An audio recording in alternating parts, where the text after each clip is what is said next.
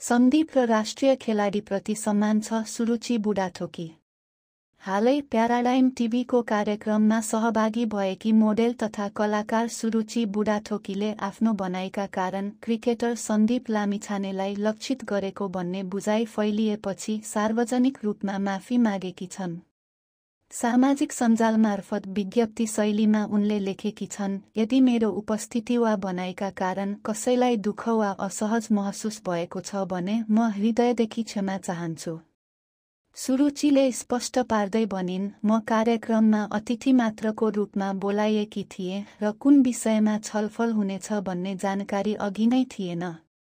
मेरो उद्देश्य कहिले कसैलाई अपमान वा दुःख दिने थिएन, उनले भनेकी छन्। शब्दहरू कहिलेकाहीँ अनिश्चित रूपमा गलत अर्थमा बुझिन सक्छन्, त्यसका लागि म पूर्ण जिम्मेवारी लिन्छु।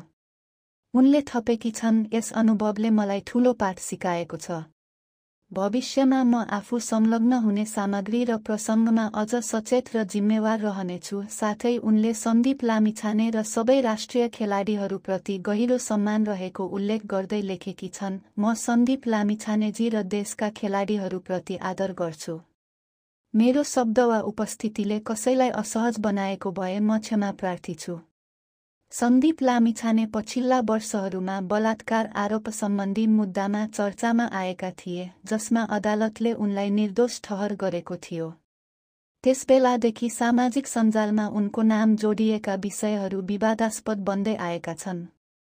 सुरुचि बुढाथोकीको पछिल्लो वक्तव्य पनि त्यही प्रसङ्गसँग जोडिँदा उनले स्पष्टीकरणसहित माफी मागेकी हुन्।